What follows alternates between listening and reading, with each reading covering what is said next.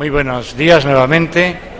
Iniciamos casi el tramo final de nuestro congreso en esta segunda parte de la mesa de comunidades autónomas. Esta zona de la mesa tiene más parecidos con las de otros años que la anterior. En la anterior habéis visto que hemos prolongado de alguna manera el estudio y el trabajo que hemos hecho con McKinsey para llegar al final a la identificación de mejores prácticas y de soluciones a futuro de la escuela para que vaya bien. En esta queríamos ver la escuela privada en las comunidades autónomas de un modo monográfico, con los mismos interlocutores, que son los representantes de las comunidades autónomas que he presentado esta mañana, pero con un cambio en la moderación. Es José María de Moya, director de Magisterio, quien amablemente se ha prestado a moderar esta mesa que tiene tanto interés para nosotros. Yo no quiero intervenir más de lo preciso. Las personas, insisto, son las mismas que hace un ratito y la diferencia es no está McKinsey, está José María de Moya. Con esto y adelante, muchas gracias. Muy bien, pues muchas gracias y vamos a empezar sin más porque hay muchos temas y el momento está apasionante, ¿verdad? Entonces, las reglas del juego van a ser sencillas. Van a hacer una brevísima intervención los participantes en la mesa. Lo podemos hacer pues, de izquierda a derecha, por ejemplo. Cuando digo brevísima, 1 o 2 minutos, simplemente de radiografía de la situación de la enseñanza privada en la comunidad de cada representante. Luego yo voy a lanzar una serie de preguntas amables pero claras. Y sí que me han pedido que hay mucha gente ávida de participar, que quieren preguntar. Y nada más, doy la palabra en primer lugar a Íñigo Huarte, que es el representante de Navarra. Muy bien, muchas gracias. La enseñanza privada en Navarra yo creo, juega un papel importantísimo. De hecho, yo creo que el ejemplo más claro, y ha jugado, es el galardón que recibió el expresidente del Gobierno de Navarra, creo el pasado jueves fue, en reconocimiento CC a Educación en Libertad. Dentro de los índices, de los indicadores que hoy se han presentado, pues también Navarra figura dentro de los primeros puestos del ranking. Hasta el estudio del año pasado estaba en la tercera posición, después de País Vasco y Madrid. Parece que en estos último análisis, ahora está en la segunda posición. El peso de la educación privada en lo que es el conjunto de la educación en Navarra es un 36% del sistema educativo. Hay un dato curioso, si hablamos a nivel de alumnos, si hablamos a nivel de grupos, la diferencia se reduce hasta el 30%. Eso, pues bueno, da una idea clara de cómo se distribuye el alumnado entre los diferentes centros. Estamos a la cabeza del gasto a la hora de hablar del concierto, de la financiación de los centros. Sin embargo, la diferencia es muy grande si analizamos gasto del alumno en la escuela pública y el gasto de alumno en la escuela concertada. En esta situación económica que estamos ahora mismo, pues lo ideal sería que la educación privada concertada fuese asumiendo nuevos alumnos. Sin embargo, la realidad política, pues creo que es complejo el hecho de hacer ese trasvase. Todos estos datos, mayores ratios de alumnos, menor financiación, la verdad es que no está repercutiendo en los resultados académicos. En los últimos estudios de PISA, 2009, en la educación en Navarra, la educación concertada ha sacado una diferencia a favor de la concertada de entre 35 y 45 puntos en función de los ámbitos que analicemos. Y hay que resaltar, creo que se mencionó ayer, que la educación concertada en Navarra es la que ha sacado mejor puntuación de toda España y eso hay que reconocérselo. Y de cara a futuro, pues tenemos varios retos. Tenemos ahora mismo que firmar un nuevo acuerdo para los próximos 4 años. Esa es la intención que tenemos, tal y como hemos venido haciendo desde hace muchísimos años. Ha funcionado muy bien este tipo de acuerdos y ha permitido progresar no iba a decir a la educación concertada, a la educación en general navarra. Pero bueno, hay unos puntos que van a ser importantes. Tenemos el asunto económico que hay que gestionar, un momento complicado, y después, pues bueno, hay otros aspectos en los que tenemos que trabajar, en mayor autonomía de los centros.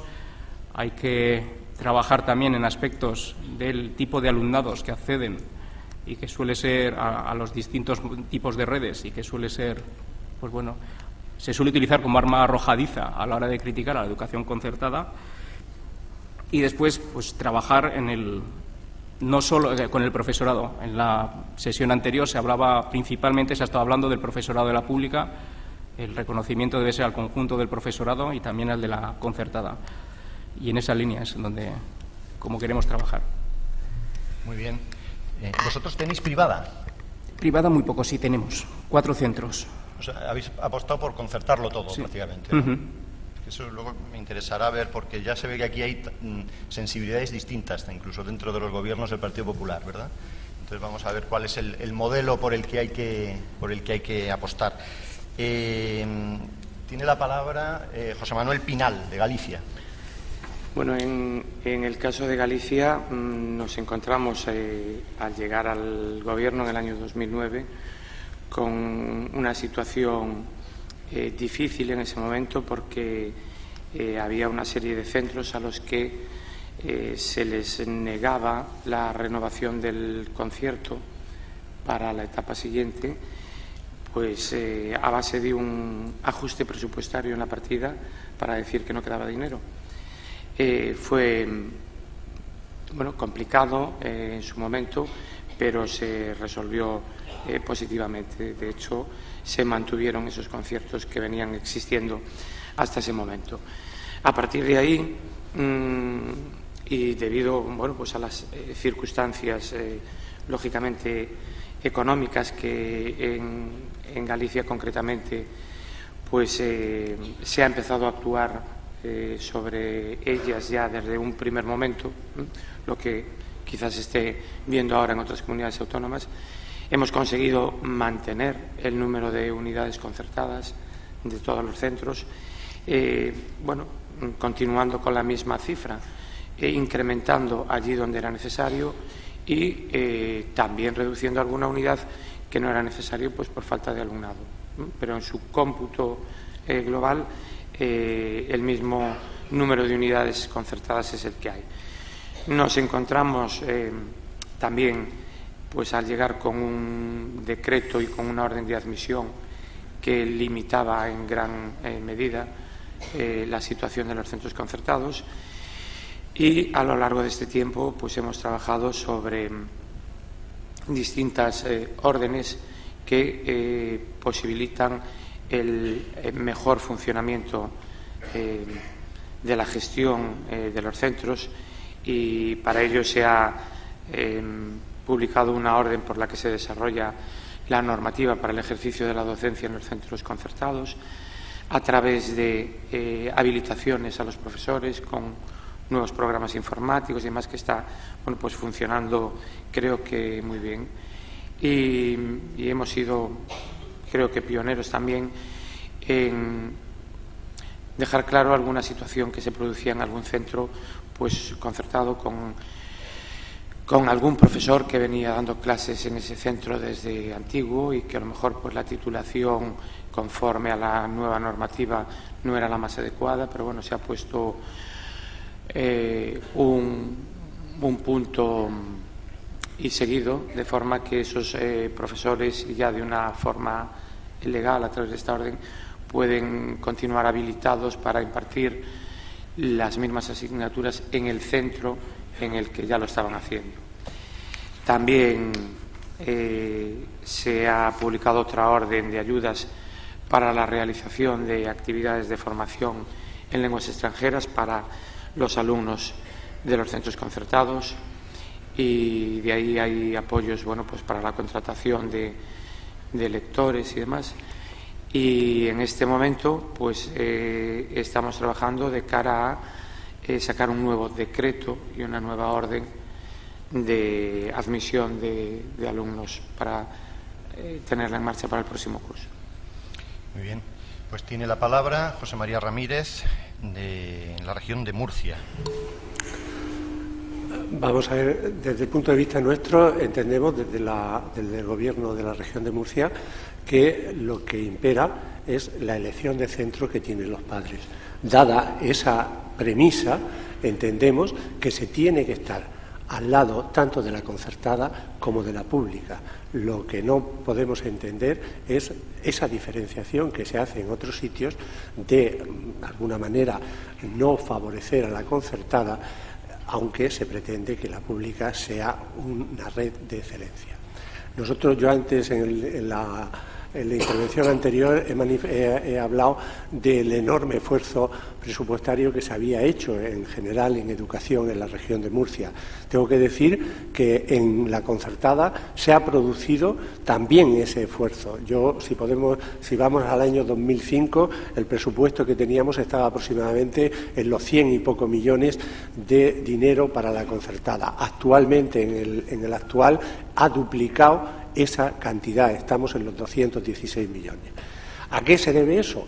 ¿Realmente se debe a que haya más centros? Pues realmente no, porque ha habido un aumento entre alrededor de 10 centros más desde el 2005 al 2011. ¿Hay más unidades? Sí, efectivamente hay unidades, pero no en cantidad suficiente para justificar ese aumento de presupuesto. ¿A qué se debe ese aumento de presupuesto tan considerable? Fundamentalmente a la dotación de profesorado de los centros y a conseguir de verdad, lo mismo que se ha hecho en la pública, el mismo tipo de consideración de la búsqueda de la excelencia tanto en los centros concertados como en los centros públicos.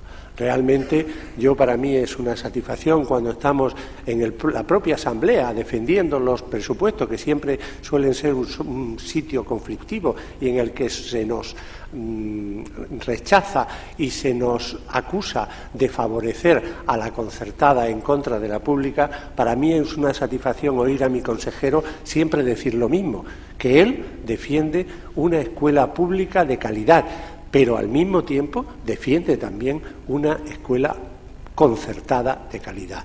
Entiendo que ese es el camino que hemos emprendido en Murcia y, sinceramente, creo que es el que vamos a seguir de aquí en adelante. Muy bien, pues tiene la palabra aquí a mi izquierda María de las Mercedes Celeste, de Baleares. Si les tengo que hacer una radiografía de los colegios privados concertados en nuestra comunidad autónoma, he de decirles que el campo de los centros privados es muy minoritario, muy minoritario. La gran mayoría, por no decir una diferencia de 6 a 100, son centros concertados. Los centros concertados en nuestra comunidad tienen una gran tradición. Una gran tradición. Tenemos incluso el honor de tener el centro más antiguo, el colegio más antiguo que todavía sigue en funcionamiento en España, con 450 años a sus espaldas.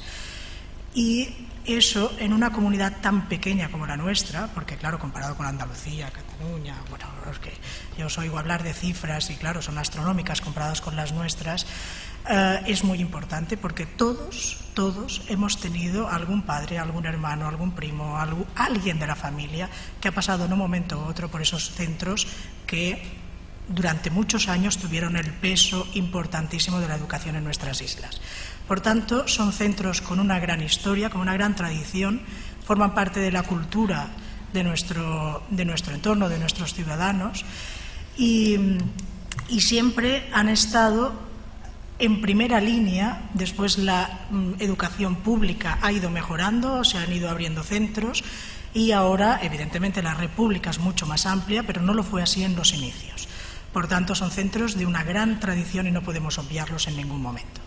El gobierno de las islas ha ido cambiando de color y de ideología y de forma de actuar.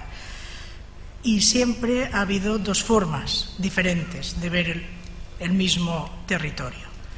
Una con gran recelo y otra desde una perspectiva de gran confianza. En este momento el gobierno que tenemos en marcha tiene y mantendrá siempre abierta la actitud de confianza hacia un sector que representa, que educa y que da un servicio al 33% de nuestras familias, al 33% de nuestro alumnado, básicamente en Mallorca, que es la isla más grande, pero también en Menorca y las Pitiusas. Por tanto, la confianza es absoluta y nos estamos planteando reabrir todos los cauces de comunicación que se habían cortado durante los últimos años y volver a situar la escuela concertada donde le corresponde, por una cuestión no solo de tradición, sino también de interés de las familias, interés del ciudadano de llevar a sus hijos a estos centros.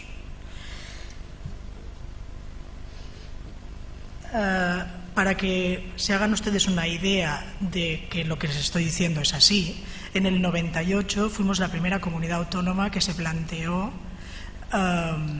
concertar toda la educación infantil de 3 a 6 años. Eso era inaudito, no existía en ningún otro lugar y parecía que no lo podíamos conseguir. Se hizo, se consiguió, ahora creo que lo tenemos prácticamente todos, y en el año 2006 implantamos, evidentemente no fuimos los primeros en eso, tomamos el modelo de nuestros compañeros de Navarra, pero implantamos el concierto singular de bachillerato y ciclos formativos.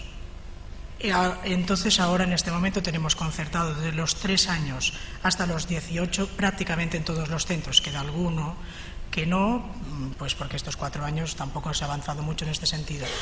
¿Cuál es nuestra intención? Mantener evidentemente lo que tenemos e intentar mejorar si es así como la sociedad es lo que requiere, porque la libertad de los padres para escoger centro pasa también porque la administración de recursos a quien los padres desean que los tenga. Muy bien, muy bien, muy bien. Es verdad que yo creo que con concierto de bachillerato ahora mismo es Navarra y Baleares de momento, ¿no? Y Andalucía. Tenéis el bachillerato, Tenéis concertado el bachillerato en Andalucía. No todos, algunas. ¿Y vais a concertarlos todos? Ya veremos. Valencia también. Y Valencia también. Valencia también tiene el bachillerato concertado, es cierto. ¿También? No todos. Bueno, pues creo que me toca a mí. En Andalucía, y haciendo un poco honor a la intervención de la mesa anterior, la transparencia de los datos absoluta. ¿Publicáis rankings de centros? No me refería al ranking, me refería a los datos. Son datos públicos en el dossier de inicio de curso. Cada año, cada curso, se publican los datos estadísticos de centros por titularidad, profesorado o alumnado, tanto de la red pública como de la red sostenida con fondos públicos, que también contempla la concertada, y de los centros privados. Actualmente, de los 6.500 centros aproximadamente que tiene Andalucía, 6.491 en concreto, 2.009 centros son de titularidad privada. Representan el 31% de la red educativa andaluza. De ellos, de los 2.000 centros de titularidad privada, tenemos actualmente en este curso concertados 596. El profesorado, en cifras globales también, de los 120.000 profesores que atienden el sistema, 98.168 son públicos, pertenecen a la red pública, 18.648 a los centros concertados y 3.282 profesores atienden la enseñanza en los centros de titularidad privada. Y puedo dar el tercer parámetro en cuestión, el alumnado, del más de 1.800.000 alumnos que atendemos en Andalucía, 1.454.000 se atienden en la red pública, 330.000 en la concertada y 61.339 en el sistema privado. La atención a la escuela concertada, que es la que podemos, yo creo, que hablar con más legitimidad porque está financiada con fondos públicos, desde Andalucía se ha llevado con bastante compañía de ambas entidades, de la propia Administración y desde la titularidad pública. Desde el año 95, quiero recordar, pero quizás en los últimos 4 años, más recientemente desde el año 97, hemos podido firmar diversos acuerdos para el mantenimiento del profesorado, el mantenimiento del empleo de los centros que han ido perdiendo alguna unidad, de forma que tenemos el compromiso tanto de las organizaciones sindicales como de la patronal de ir recolocando a ese profesorado que se puede quedar sin empleo.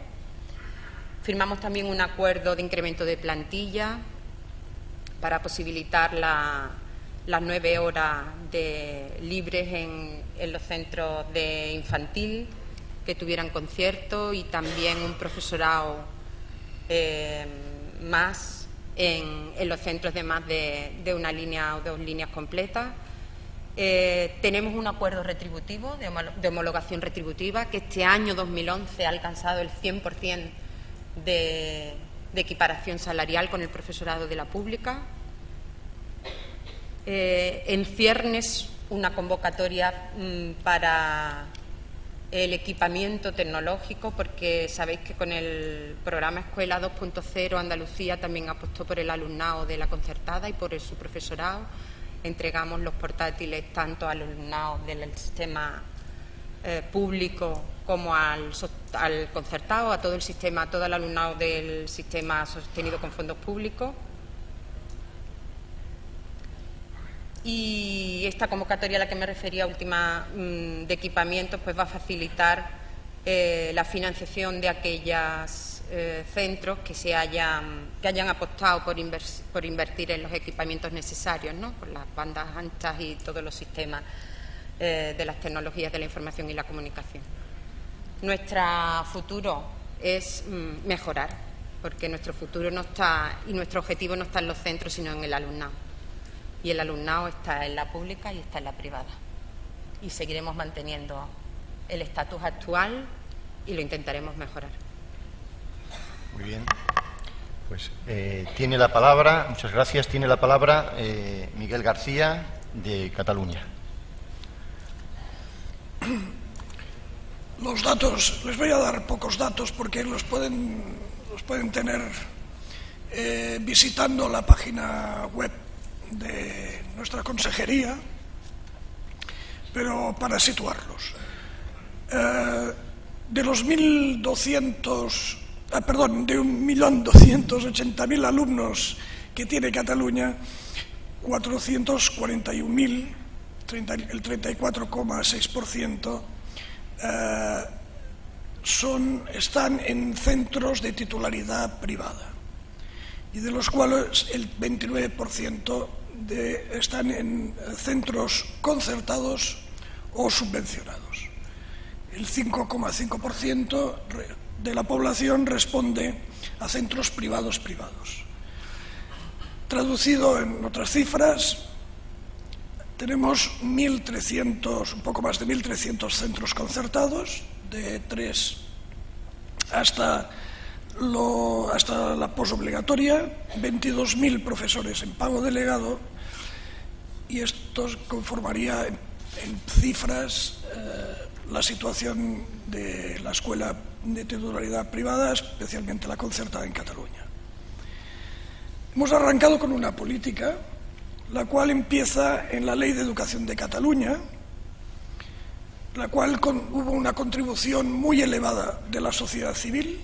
Solo recuerdo, y en caso ya me dirán si es así, se presentaron a la propuesta de ley 250.000 alegaciones provenientes de la sociedad civil. Me dicen que sí, me lo confirman. Y consensuada políticamente, excepto un partido que puso sus reticencias en algunos de los artículos, que fue Iniciativa per Catalunya Verds. Los demás partidos pues consensuaron esta ley. Esta Ley de Educación de Cataluña no es otra cosa que la contextualización de las leyes básicas del Estado. Y de la Ley de Educación de Cataluña nosotros queríamos destacar el concepto del servicio de educación. El servicio de educación, sea cual sea la titularidad del centro, es el servicio que presta la Administración a su ciudadanía. Y dentro del servicio de educación, un concepto más. Queremos pasar del concepto de servicio público al concepto de servicio de interés público. Es un matiz, quizá, que después me pueden preguntar.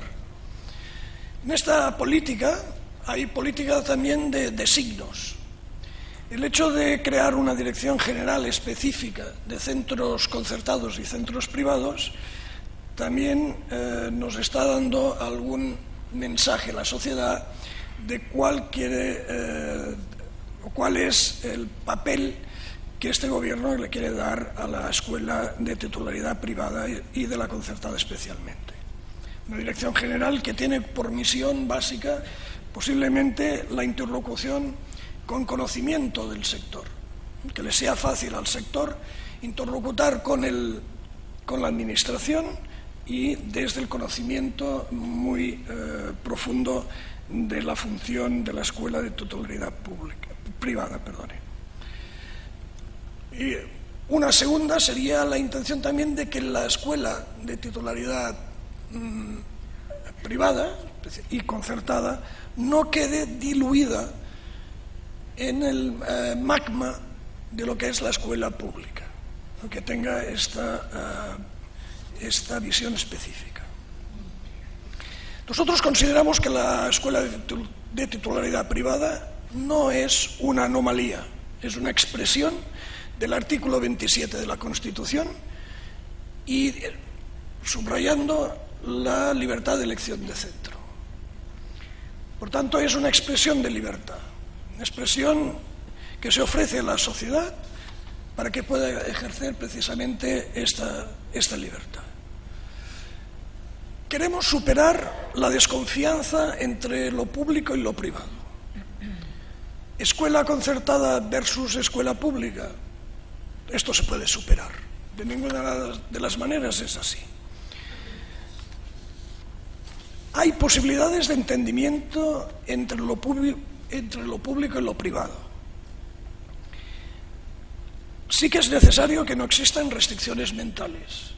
Nosotros vemos posible que esto se pueda dar. La supremacía de lo público, que es una realidad que no podemos eludir, puede compartir espacio con la propuesta de un ideario singular. No tiene que entrar en conflicto. Para nosotros también, en una sociedad plural, lo moderno, lo que es avanzado, es la presencia de una escuela plural.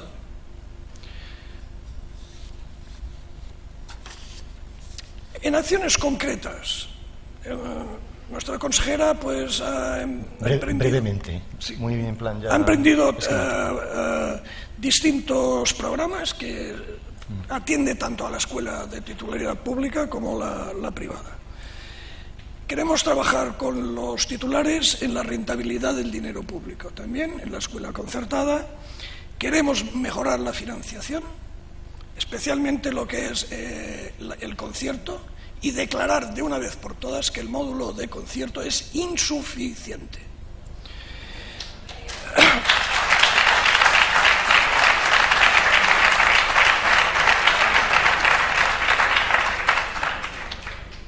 Y por último, también una cosa importantísima nos parece a nosotros, desburocratizar la administración en favor de la iniciativa privada.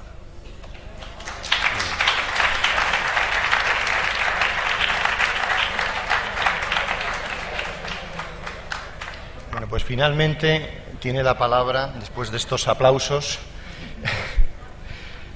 pro módulo, tiene la palabra Rafael Carbonell, de la Comunidad Valenciana. Bien, en la pantalla, por hacerlo muy resumido, aparece un poco la radiografía de lo que es ahora mismo en este curso académico 2011-2012 la Comunidad Valenciana. Muy brevemente, al principio, la previsión de alumnado, el alumnado que tenemos ahora mismo bate cifras históricas, como en casi todo el país, con un incremento aproximado de 19.219 alumnos. La distribución de ese alumnado todavía no notamos, y es curioso, la reducción en el número anual de nacimientos que se produce por segundo año consecutivo en el año 2010, y sí que notamos ahí, y es tremendamente significativo el incremento en las etapas postobligatorias y lo que al principio les decía en relación con la operación retorno al sistema educativo, sobre todo por la entrada de nuevos alumnos en la formación profesional, que incluso con esos datos que son a fecha 31 de agosto son hoy por hoy bastante mejores, y no digamos en las pruebas libres, por ejemplo, para el graduado de educación secundaria obligatoria, que hemos pasado a tener una media de 5 o 6.000 alumnos por convocatoria, pues ahora mismo a 14-15.000 alumnos. El alumnado extranjero, como es una característica común en toda España, también nos ha disminuido, o sea, tocamos techo, por así decirlo, en el curso académico 2008-2009, y a partir de ahí se produce una bajada en el número de personas que procedentes de otros países estudian en nuestro sistema, y ahora se cifra en algo más de 90.000 personas. Interesantísimo el dato de la ratio alumno-profesor, tanto en la enseñanza pública como en la enseñanza concertada. En la enseñanza pública es la cifra que está arriba, a pie de página. Por ejemplo, en el segundo ciclo de educación infantil es de 16,9, en la concertada 18,20.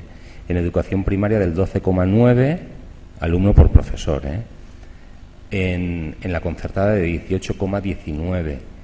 Y eso, bachillerato más FP, lo hemos juntado un poco por tener un criterio uniforme de comparación, porque bien saben que esas son las enseñanzas que se ofertan en los institutos de educación secundaria. En el caso de la pública 9,94, en el caso de la concertada 13,04. Interesantísima también la distribución de ratio alumnos por unidad.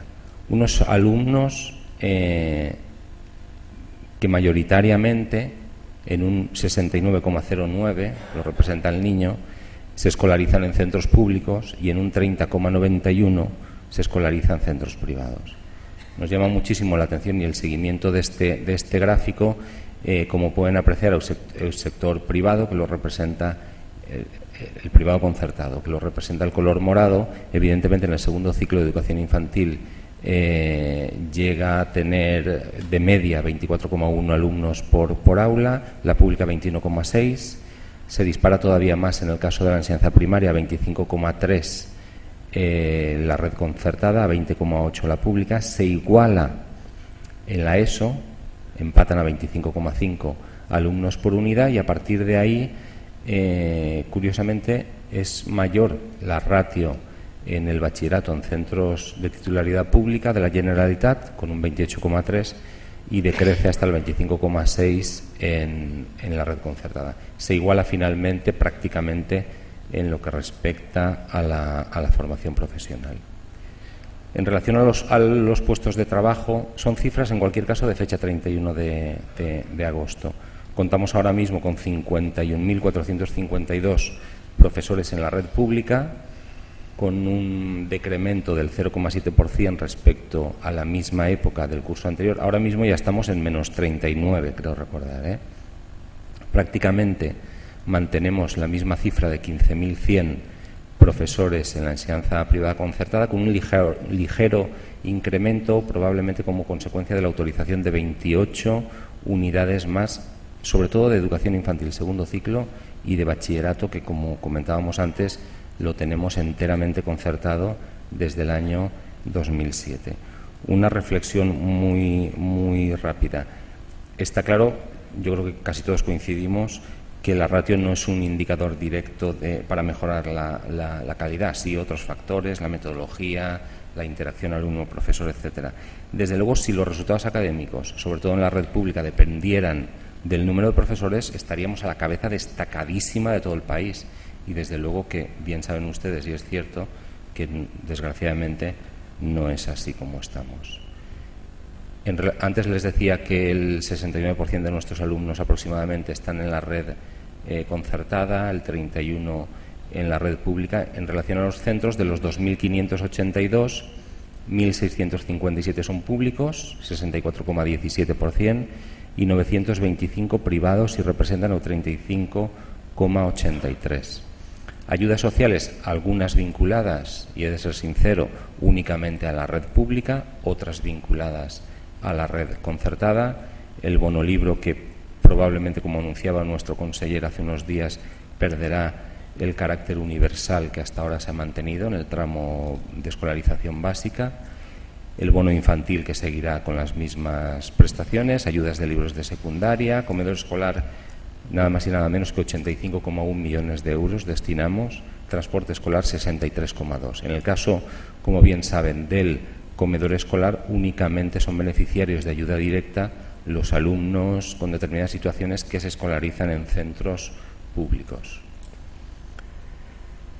Novedades de este curso, yo creo que más o menos las saben de sobra, aparte de que alguna que les diré que estamos trabajando. Vamos hacia una nueva ley de formación de personas adultas, muy vinculada con nuevos formatos, muy vinculada con pruebas de acceso para titular. Lanzaremos en enero y febrero por primera vez las pruebas libres para que las personas mayores de 20 años obtengan directamente el título de bachiller. Implantaremos los contratos programa, sobre todo lo que le decía antes, es ver qué hacemos y qué damos, pero sobre todo cotejar los resultados, y vuelvo a repetir que los resultados no solamente son los académicos. El consejero anunciaba también la flexibilización de horario de tutoría para asistencia de los padres y un nuevo plan de formación del profesorado que pase del modelo externo que les decía a un modelo mucho más centrado en las necesidades de cada centro. Implantaremos definitivamente el plurilingüismo como programa único de una sola línea. Sí que es verdad que estamos abiertos, y aquí reitero un poco las palabras del conseller, a flexibilizar el peso de las áreas o materias que se puedan impartir en valenciano o en castellano o en inglés, y a abrir a cualquier área, materia o módulo que se pueda vehicular, no lingüístico, que se pueda vehicular en lengua extranjera. Estamos a punto de lanzar los centros de iniciativa social, como en su día los lanzó la Comunidad de Madrid, que ha alcanzado ya hasta 86 centros, creo recordar. Favoreceremos de esa forma la libertad de elección de las familias y satisfaremos, las demandas de escolarización. Y abriremos el libro electrónico, que puede ser una alternativa interesantísima desde el punto de vista incluso económico, a todos los centros. La primera experiencia la hemos tenido solamente con la red pública, con 24 institutos de educación secundaria. Esta última la queremos abrir absolutamente a todos. Con independencia de estos temas, está claro que trabajamos ahora mismo en un nuevo decreto de atención a diferencias individuales, que hemos de plasmar un nuevo acuerdo con la enseñanza concertada que dé estabilidad al sector, que vamos a abrir también una nueva vía o una nueva orden genérica de calendario escolar, que trabajamos en una nueva orden de gestión económica sostenible de los centros públicos, y que creo recordar, y hablo de memoria porque no es competencia de la dirección general que llevo, que la orden o el decreto regulador de los centros integrados de formación privados de formación profesional irá a las mesas el 7 y 14 de diciembre. El objetivo final. Nuestro objetivo, desde luego, es establecer un modelo educativo mixto que garantice la libertad de elección por parte de las familias a través de la creación de una red de centros privados concertados que se aproxime lo máximo posible a la red pública. Y nada más. Muy bien.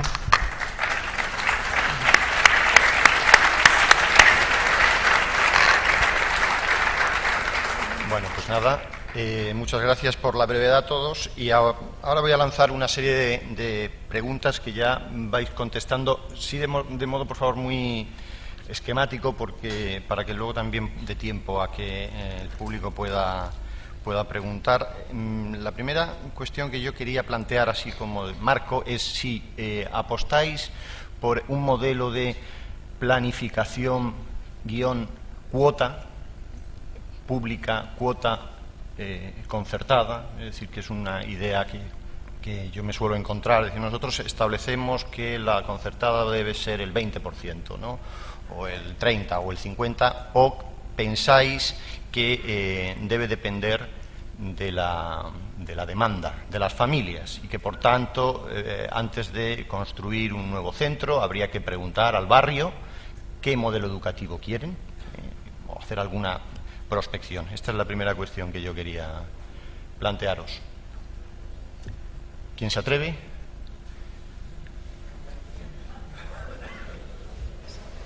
Vamos a ver. Yo puedo hablar de la experiencia que tenemos en Murcia. Murcia desde que tomamos las transferencias, está caracterizada precisamente por haber llegado a grandes acuerdos sociales. Hemos tenido 3 grandes acuerdos y el último, concretamente el Pacto Social por la Educación, nos obligó, en cierta manera, nosotros mismos nos obligamos a llegar a plantearnos la red de centros de la región de Murcia, pero no como pública, sino como todas las necesidades que se plantearan, es decir, tanto pública como concertada y como privada. Realmente nosotros entendemos que debe de ser así. Lo que tenemos que intentar es potenciar las necesidades que tengamos de escolarización o de cualquier otro tipo de enseñanzas que surjan, pero teniendo en cuenta la demanda que existe. Efectivamente, intentamos de alguna manera que en aquellos sitios donde no existe concertada pueda introducirse la concertada cuando hay necesidades de escolarización. Es un planteamiento que se está defendiendo en mesas consensuadas con tanto las organizaciones sindicales como las patronales mismas de la concertada y que realmente en algunos momentos tiene aristas por las dichosas sensaciones de enfrentamiento entre la pública y la privada, que de verdad que, como ha dicho nuestro compañero de Cataluña, hay que luchar contra ella porque son perfectamente compatibles y, atendiendo a la demanda que existe por los padres, realmente la Administración tiene que dar respuesta a esa demanda, intentando poner tanto centros públicos como centros concertados a disponibilidad de la mayoría de la población. ¿Habéis incentivado, promocionado, alentado la oferta concertada? No necesariamente incentivado y alentado. Realmente nosotros, el objetivo fundamental es que el concepto es que tiene los mismos derechos que la pública, y realmente en determinadas zonas que por una serie de circunstancias no hay concertada, entendemos que debe de entrar la concertada. Es verdad que nosotros nos regimos fundamentalmente por las necesidades que existan de escolarización. No es conveniente en un proceso de negociación de la red general de centros de la comunidad autónoma el poner una concertada enfrente de un público y que produzca una colisión, porque entendemos que eso precisamente es lo que debemos de trabajar y consensuar entre todos, pero sí potenciar la presencia de la concertada en aquellos sitios donde los padres lo pidan y no existan. ¿En la respuesta? Si quieres, sí. A ver, desde Andalucía no tenemos establecido ninguna cuota. De hecho, la cuota existente ha crecido en favor de la concertada. Lo que sí es verdad, yo que soy la directora general de planificación, planificamos con la realidad, planificamos con la red actual. No vamos a cerrar centros públicos para crear privados, pero vamos a respetar a los centros privados y vamos a mantener en la medida de lo posible todo el concierto actual y seguiremos creciendo, como de hecho hemos crecido en los últimos 10 años más de 2.000 unidades de concierto. Este último año, en las circunstancias que tenemos actuales, hemos crecido en 52 unidades de concierto, más que el año pasado. Y esa es nuestra línea de futuro, seguir manteniendo la red actual, optimizando los recursos existentes, los que tenemos. No podemos, como ya decía, cerrar centros para crear otros, pero sí es verdad que seguimos atendiendo peticiones y la evolución, crecimiento vegetativo, dijéramos, o evolutivo de las unidades de conciertos que se han ido produciendo. Yo creo que eso es fundamentalmente, por ideología y por principios, la línea de trabajo en este sentido del Gobierno andaluz. Apostamos por la escuela pública, evidentemente, pero con absoluto respeto a la escuela privada y manteniendo el esfuerzo económico que supone. Voy a lanzar un dato que las cifras siempre son frías y depende de cómo se miren. En Andalucía son más de 800 millones de euros los que soporta el esfuerzo económico de la concertada. ¿Pondríais en marcha un programa como el que ha puesto en marcha la Comunidad Valenciana o la Comunidad de Madrid de promocionar la escuela concertada cediendo suelo de manera que se pueda dar satisfacción a la demanda de familias que quieren ese tipo de... A ver, el suelo es municipal, los ayuntamientos son cada uno de su color y la cesión de suelo educativo para un centro es posible. No tenemos por qué descartarlo. Lo que sí es verdad que nosotros actualmente, en el decreto de creación y supresión de centros de este curso, se han creado 5 centros públicos, 5, frente a las 52 unidades que hemos incrementado en el concierto. Yo creo que da bastante prueba de cuál es la apuesta del Gobierno. Bueno, ha salido antes el tema... bueno, perdón. Yo creo que una consideración muy importante que perdemos muchas veces de vista, ¿no?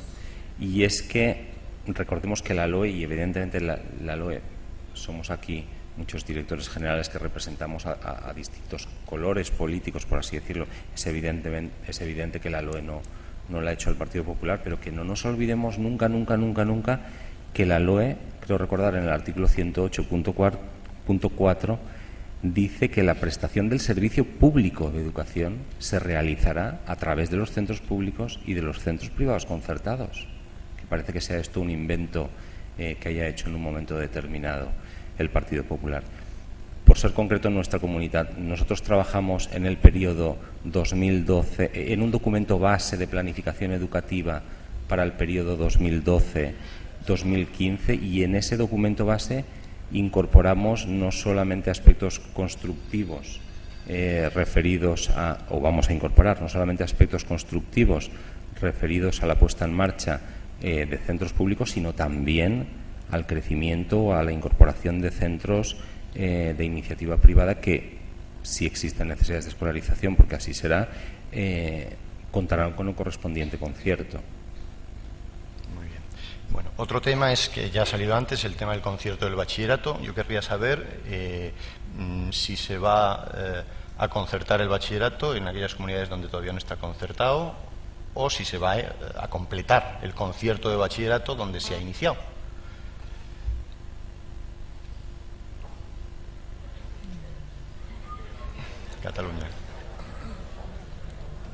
Cataluña tiene centros de bachillerato concertados, o posobligatoria también, ciclos formativos. Bien. En la situación económica actual, no me puedo atrever a decir otra cosa. Posiblemente, cuando tengamos más recursos, se tendrán que priorizar en otros estudios. Pero la presencia del bachillerato no concertado a nosotros nos duele, especialmente en ciertas zonas, y un sinsentido cuando un centro es concertado y en la obligatoria, la secundaria obligatoria, que se rompa es el tránsito de alumnado de la secundaria obligatoria al bachillerato. Añadir, se ha pedido a nuestro grupo parlamentario, lo que pasa es que ha quedado pospuesto hasta las nuevas elecciones, que si recuerdan ustedes, el bachillerato concertado es de concierto singular, y hay una cifra que se publica en los presupuestos generales del Estado, que es la cantidad que se puede cobrar a las familias por este concierto singular. Está en 18,03 euros y no se toca desde 1990 y poco. Se ha pedido que como mínimo se duplique esta cantidad, como mínimo.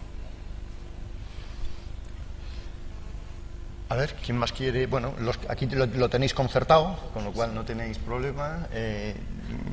Yo voy a dar datos también, sí. Vuelvo a las cifras. Gracias, Miguel. En Andalucía actualmente tenemos 270 unidades de ciclos formativos de grado medio concertadas, 472 unidades de grado superior de ciclos, perdón, lo he dicho mal, 270 unidades de bachillerato, 472 de grado medio y 210 de grado superior. Unidades. Sí, quizás puedan ser pocas, pero es que también de los 771 municipios, 770 andaluces, solo tenemos conciertos en 120. Hay 651 municipios andaluces en los que no hay presencia de la concertada. Y hay niños, y hay unidades, y hay centros. Es decir, que la implantación de la concertada está muy concentrada en las capitales de provincia, pero todo el alumnado Andalucía es muy grande, muy extensa, y todo el mundo tiene derecho a la educación. Muy bien. Pasamos a otra cuestión, también concreta y de estas de opinión pública. De momento solo la Comunidad de Madrid ha introducido medidas de desgravación fiscal por gastos educativos. Quería saber si alguna de las comunidades aquí presentes va a introducir esta medida. Visto. ¿No tiene previsto? No tiene, no. ¿Qué? Que no tiene previsto. No tiene previsto No. medidas de... Nadie va a ir por este camino. Nadie va a ir por este camino. La desgravación de Madrid, ¿la desconoces? No, desconozco la situación futura. Ah, que no sabes. Vale. Así está bien, muy clarito y fácil. Ojalá todo sea tan claro y tan... regulación del cobro de cuotas. Algo se ha apuntado ya de cuotas, ya no solo por los conciertos singulares, sino en general, que suele ser un tema polémico. ¿Qué hay que hacer y qué se puede hacer para que no haya abusos en esta cuestión y para que al mismo tiempo haya realismo? ¿Sí? Sí, Bueno, en este apartado sí, hasta ahora no tenía mucho que decir. ¿Lo haces todo bien? No, por Dios, no. Acabamos de llegar además y no hemos hecho mucho. Vamos a ver, sí que nos hemos planteado, en primer lugar, el que hay que revisar la cuota de concierto singular. Y no puede ser que las familias, que además estarían dispuestas a pagar una cantidad mucho más que el doble de los 18 euros, porque sus hijos e hijas siguieran en los centros en los que han empezado desde infantil muchos de ellos y que llegan a bachillerato y se plantean la cuestión del bachillerato absolutamente privado o el bachillerato pagando 18 euros al mes. Yo creo que son extremos, sinceramente, y hay que apostar porque desde la Ley de Presupuestos Generales se ponga una situación que haga más sostenible y más ampliable por parte de las administraciones de las comunidades autónomas el concierto de bachillerato. Por tanto, eso es un punto que creo que nos compete a todos, a nivel estatal, eso hay que retocarlo. Pero además, todos sabemos que los módulos, como ha dicho bien nuestro compañero de Cataluña, los módulos, son justillos. Son justos, los centros son muchos los gastos que asumen, una plaza escolar en la pública y una plaza escolar en la privada concertada a la administración. Yo no haré el cálculo porque da un poco de frío cuando lo piensas, pero ¿cómo puede ser? Es el mismo alumno, simplemente ha entrado en un sitio o en otro y resulta que me sale casi la mitad de barato. Entonces, ¿qué está pasando aquí? ¿Qué está pasando?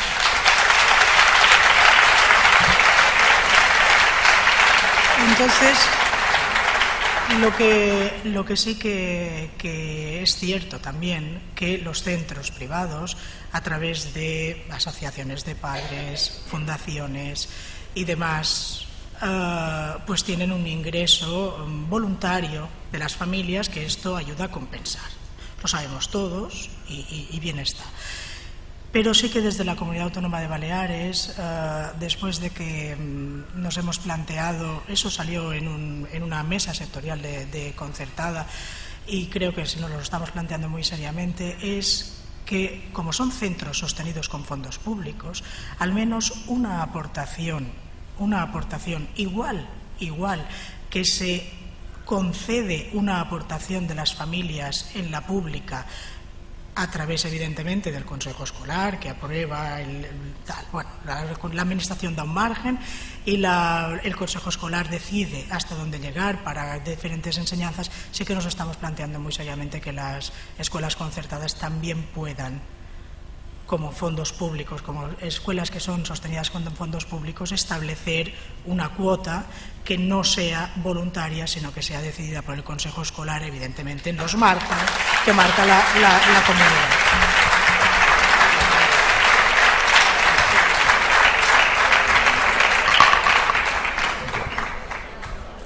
tengo mis dudas de que esto, el marco legal actual, lo permita. No sé. Bueno, es lo que yo decía de las ramas y las raíces. Hay que poner muchas cosas sobre la mesa. Hay que poner muchas cosas sobre la mesa y una de las es las que ha comentado nuestro compañero de Cataluña. No es fácil. Ya hablamos aquí de concierto singular y no es competencia de ninguno de los que estamos aquí sentados. Hablamos de que en Baleares nos estamos planteando esto. Bueno, pues vamos a ver qué hay que hacer para conseguirlo. Igual que cuando empezamos con lo del concierto de infantil, me parecía una locura y hoy en día yo creo que lo tenemos todos y estamos encantados. Entonces, si uno no se plantea, ahí hay un problema, intentemos solucionarlo, difícilmente vamos a llegar. La normativa la hacen las personas al final, ¿no? Y entonces las administraciones lo que tenemos que hacer es buscar el cauce. ¿Que no será fácil? Bueno, pues no sé.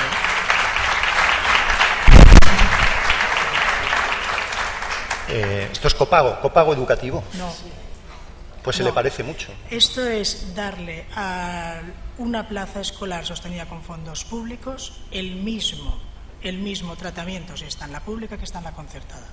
En la pública hay, por lo menos en nuestra comunidad, nosotros tenemos marcado un máximo que los centros escolares pueden solicitar a las familias previo acuerdo del consejo escolar para material, pim, pam, muy bien. Entonces, simplemente decimos, ¿y no se puede hacer desde el otro ámbito? Simplemente nos estamos planteando esta posibilidad y vamos a intentar pues llegar hasta el final para conseguirlo. El factor de la voluntariedad me parece que era clave.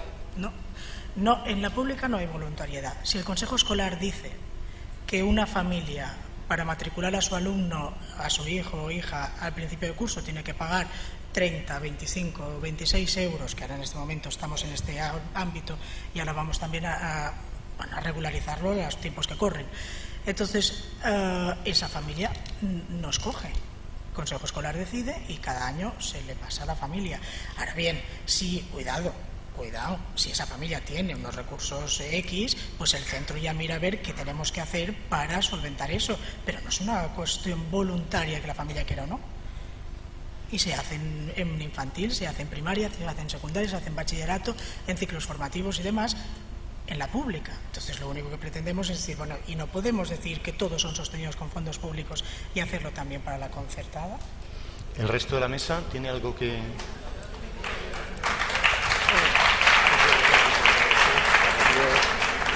¿El resto de la mesa tiene algo que decir o prefiere que la representante de Baleares se queme sola? Es igual. A ver, si quieres Andalucía y luego... La verdad, lo que dice Mercedes es un poco difícil porque no es el concepto que tenemos en Murcia, concretamente en mi comunidad. Realmente para nosotros la pública no hay ninguna aportación de los padres, es todo, alguna cosa es puntual que le piden los profesores para llevar al centro, muy puntualmente, pero no es así. Es cierto que en la concertada tenemos una dicotomía un poco problemática, porque todo el mundo sabe que en algunos centros a través de las APA se están produciendo una especie de ayuda para poder seguir adelante ese centro, pero realmente hay veces que nos vemos en una situación complicada, porque una cosa que se acepta por la mayoría en algunos casos puede producir un problema porque un padre puede entender que no es voluntario y por lo tanto causarnos problemas. Realmente yo lo que siento es que en otras épocas de bonanza que hemos tenido, si de verdad para los centros concertados era necesario el aumentar los cupos o la situación económica, se debería de haber hecho. Realmente ahora mismo estamos en una época económica francamente mala y yo creo que ninguna de las administraciones vamos a poder ahora mismo entrar en ese campo de aumento de ayuda a la concertada. Pero realmente muchas veces tenemos que presentarnos lo que nos dice Mercedes, que es un poco absurdo que un puesto escolar en la concertada salga bastante más barato de lo que sale en la pública. Realmente yo soy enemigo de esa idea de la subsidiariedad de una red de la otra. Como he dicho, lo ideal sería que fueran las dos iguales y por lo tanto que tuvieran los dos la misma capacidad de financiación. Elena. Pues yo voy a incidir un poco en la postura de mi compañero, mi predecesor, y voy a hablar de la realidad. El futuro, quién sabrá. La realidad actual es que el derecho a la educación de la Constitución se vio plasmado en una ley orgánica. La ley orgánica dice que la enseñanza obligatoria es gratuita. En nuestros centros públicos no hay ninguna aportación por parte de las familias de ningún tipo, porque incluso los servicios complementarios y las actividades extraescolares están bonificadas en función de la renta para que quien más lo necesita tenga apoyo y no deje de atender o de recibir ese servicio por falta de ingresos, por una situación difícil familiar. Pero regularizar los módulos, claro que sí, que sabemos que son insuficientes. De hecho, en el Estado había y hay, creo, un proyecto de reformular esos módulos y se ha constituido un grupo de trabajo en el que se estaban revisando. Había en perspectivas un Real Decreto para el nuevo sistema de conciertos de la concertada, y el futuro no sabemos cuál será, pero la realidad de hoy es esa. Las aportaciones en la escuela privada deben ser voluntarias, porque lo dice la ley y lo dice el Reglamento de Normas Básicas de Concierto, y esa es la realidad andaluza. ¿Y cuál es el límite que puede cobrar un colegio concertado a la familia? ¿Hay un límite? No hay ningún límite establecido. Siempre que las aportaciones sean voluntarias por parte de las familias son admisibles. De hecho, los servicios complementarios en la concertada saben que se autorizan por parte de la Administración. Simplemente revisar que cumplen los requisitos. Se informa del precio que le están aportando a la familia y no hay ninguna limitación. ¿Y cuando ha habido en Andalucía alguna denuncia, algún centro que ha habido, es ¿La ha habido? Es por no someterse a esa por voluntariedad? Irregularidad de la norma, simplemente por incumplimiento. Se han abierto expedientes informativos, se ha dado fase de información pública y alegaciones a la titularidad en los casos que se ha quedado demostrado que eran voluntarias, efectivamente. En el caso de que se ha demostrado que era una aportación voluntaria no ha tenido mayor consecuencias, y en aquellas que se ha podido demostrar que la aportación había sido obligada o coaccionada, pues ha tenido su sanción, como establece el reglamento, simplemente. Miguel. Yo lo veo así. Ciertamente la ley nos dice que hay una enseñanza que es obligatoria y gratuita. Pues no es así. Porque hay centros que quieren ser gratuitos y no lo pueden ser. Por lo tanto, primero tenemos que aceptar la situación y después buscaremos las fórmulas. Y quien tiene que buscar las fórmulas son aquellos que tienen la capacidad de hacerlas, que son los parlamentos. Ciertamente, las complementarias, servicios y extraescolares son de acceso voluntario. Pero hay otra cosa, si se usan se tienen que pagar, digo yo. Y si hay alguien que no lo puede pagar, los centros ya tienen los sistemas sociales propios para que ningún niño, ninguna niña que se quede sin el servicio extraescolar. A ver, mi manera de ver es que ya estamos en una sociedad muy adulta. Y esta sociedad adulta es capaz de gobernarse ella misma en muchas cosas. Digo datos: Cataluña, complementarias, el límite son 70 euros. A partir de 70 euros, los directores de servicios territoriales, que es la descentralización, lo que tienen que hacer es preguntar al centro por qué cobra 71 euros. Si lo justifica el centro, pues ya está. Lo importante es que nadie, como usted decía, ¿no?, a evitar los abusos. Vamos a evitar los abusos. Pero si no hay abuso, pues adelante. La sociedad es madura, pienso, ¿eh?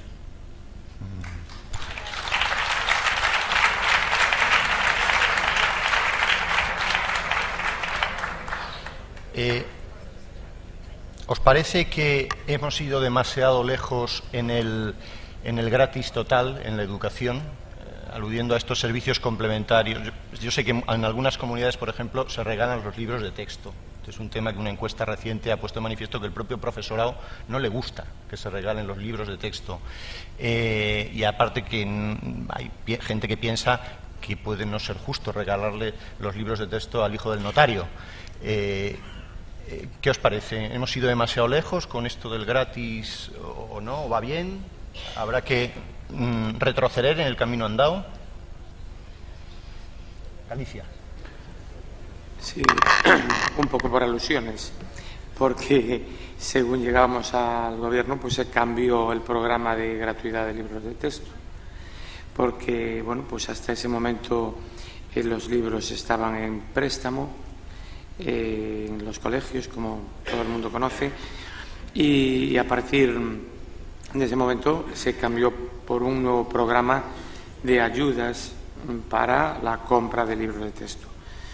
Nosotros entendemos que las ayudas han de ir destinadas pues a aquellas personas que lo necesitan, y lo de gratis total y para todo el mundo pues no tiene sentido ninguno. Quien requiere pues por sus ingresos que tenga una ayuda, bien sea para libros, bien sea para material complementario, etcétera, pues ha de tenerla. Pero quien supera pues esos niveles de renta, que bueno, que en cada momento pueden ser unos u otros en función de la situación, entendemos que no, que se ha de pagarlos. Se estaba produciendo una situación también hasta ese momento, y es que había alumnos que tenían dos juegos de libros, uno en el colegio y otro en su casa que compraban sus padres. Es decir, era un sinsentido total, que entiendo que con este nuevo programa pues tuvo una respuesta diferente y más acorde con la realidad. Navarra. Por nuestra parte, el objetivo es que de cara al próximo curso cambiemos también el sistema de préstamo por un sistema de ayudas. Tenemos un pequeño problema, que tenemos que modificar la ley de gratuidad de los libros de texto de Navarra, pero a por ello vamos a ir. ¿Comunidad Valenciana? Sí, nosotros también, como anunciaba antes, vamos a modificar el sistema. Yo creo que es momento ahora mismo más que nunca de priorizar el gasto y olvidarnos, al menos temporalmente, de medidas universales que bueno, cuando se han podido hacer pues han sido fantásticas, pero hoy por hoy pues no se pueden hacer. Y hago extensivo esto un poco también a otro tipo de enseñanza, sobre todo de carácter postobligatorio o de régimen especial, donde nosotros sí que es verdad que con carácter general pues hemos estado admitiendo o cobrando, entre comillas, ¿no?, cantidades que desde luego están tremendamente desajustadas con el precio que real. No es que pretenda con esto, evidentemente, que ningún alumno de escuelas oficiales de idiomas o algo parecido pague el precio real, pero por ponerles un ejemplo, un alumno valenciano que cursa el nivel básico, intermedio avanzado de escuelas oficiales de idiomas, creo recordar que paga 44,11 euros al año, que vienen a ser, pues qué, 2 o 3 clases particulares para cualquiera de nuestros hijos. O sea que es momento un poco de replantearnos un poco y de realmente dedicarnos al núcleo del sistema, a lo realmente importante. A la inversa, ¿se va a mantener el programa de gratuidad de libros de texto en alguna comunidad aquí presente, para ir más? ¿Te refieres a mí? No, es una broma. Andalucía tiene el derecho a la gratuidad de libros de texto en el Estatuto. Lo aprobó nuestro Parlamento y es soberano. ¿Es eficiente esa medida? Pues mira, yo además, si me lo permite, José María, te voy a corregir. No regalamos, financiamos. Financiamos los libros de texto, igual al alumnado de la República que a la red concertada, a todo el alumnado de los centros sostenidos con fondos públicos, y vamos a ir más allá. Vamos a ir al libro digital, para que todo el mundo tenga acceso, cualquier alumno. O sea, ¿les financiáis los libros de texto de la familia Bengoa? ¿También se los financiáis? Estamos apostando porque todos los alumnos, como recoge nuestro estatuto, que es nuestra máxima norma, porque los servidores públicos y los que hacemos política educativa también nos debemos al principio de la supremacía de la ley. Y la ley es la que es y nosotros estamos cumpliéndola. Pero no te gusta mucho. Pues sí, sí me gusta. Sí me gusta. Prefiero que un alumno tenga unos libros financiados públicamente mejor que otras cuestiones que se fomentan en otros lugares. Avanzamos. ¿Está en riesgo la renovación de los conciertos por la situación, la coyuntura económica, sobre todo la renovación de algunos conciertos de centros que han apostado por una extensión de la escuela concertada, como Cataluña? No tenemos aquí gente de País Vasco, pero Navarra, en fin, que se pudieran revisar algunos conciertos de colegios ubicados en zonas socioeconómicamente altas. Pregunto, Cataluña, por ejemplo.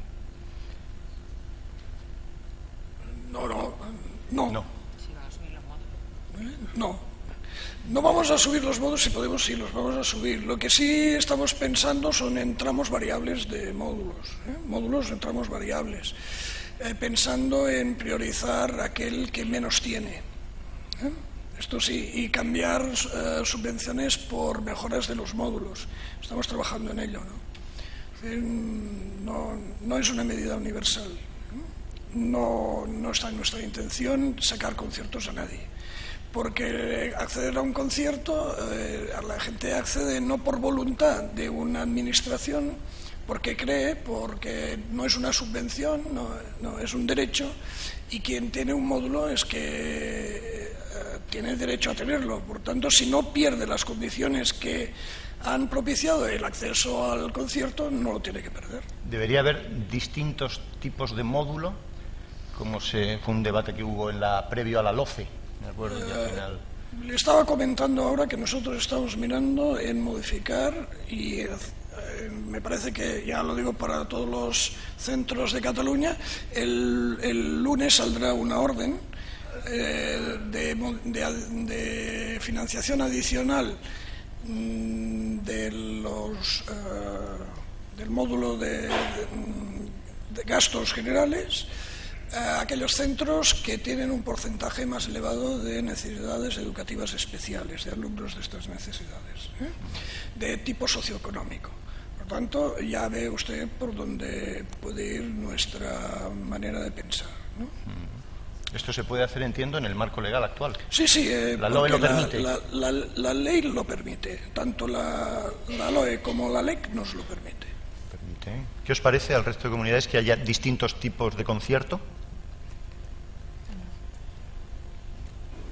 Realmente nosotros lo que tenemos muy claro es que desde Murcia se está intentando favorecer con el aumento de la ratio en los distintos conceptos. En el tema de la negociación del módulo, realmente nosotros tendremos que enfrentarnos con eso en 2013.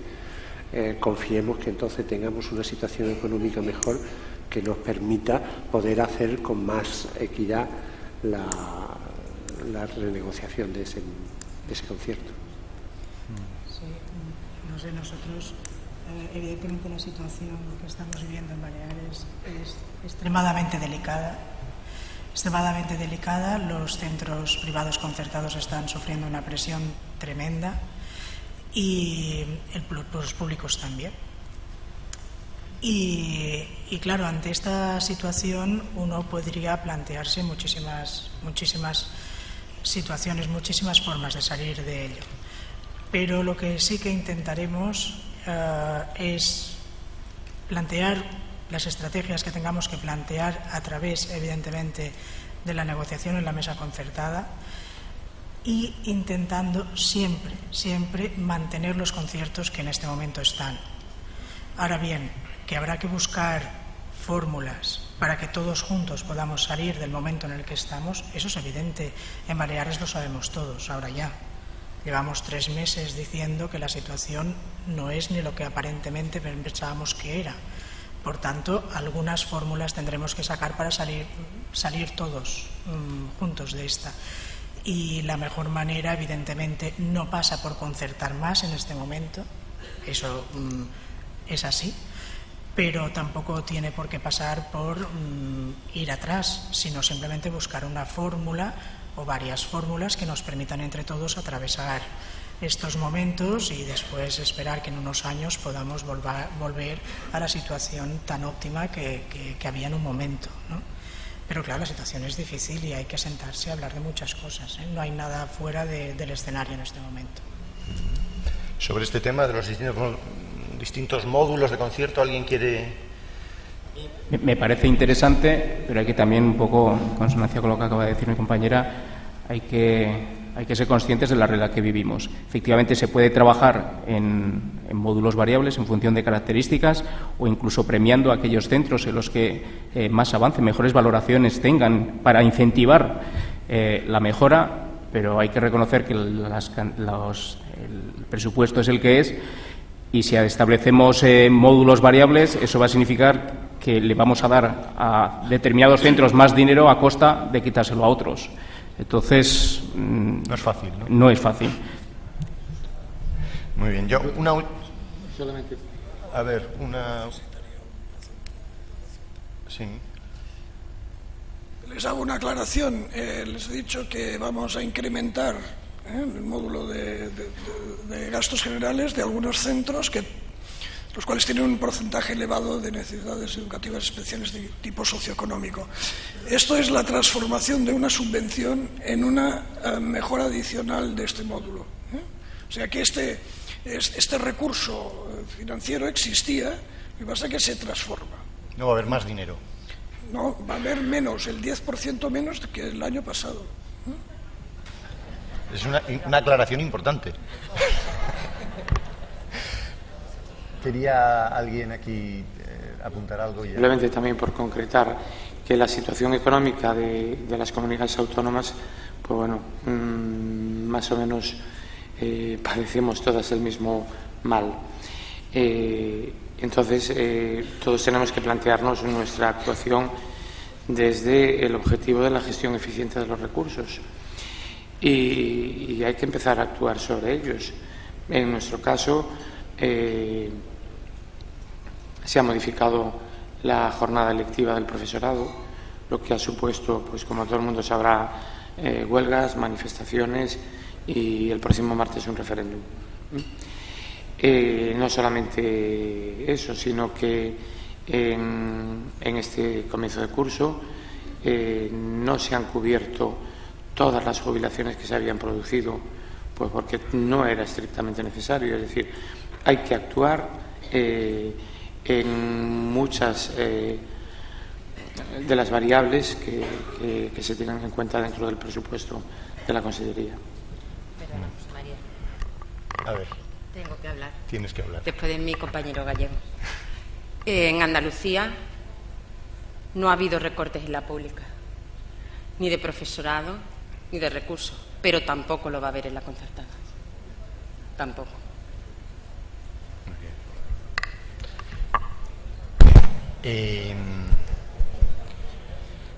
Una última cuestión y ya doy paso a preguntas del público que seguro que tienen la última cuestión es quizá la única así más mía y quería preguntarle a la representante de Baleares por su alegato antitransparencia que ha hecho en su intervención anterior, que a mí como periodista me molesta mucho, porque mis lectores quieren conocer y saben, son listos. No son listos, son gente que sabe interpretar los datos y saben cuando ven un listado de centros y los resultados de un centro y de otro, saben interpretarlos.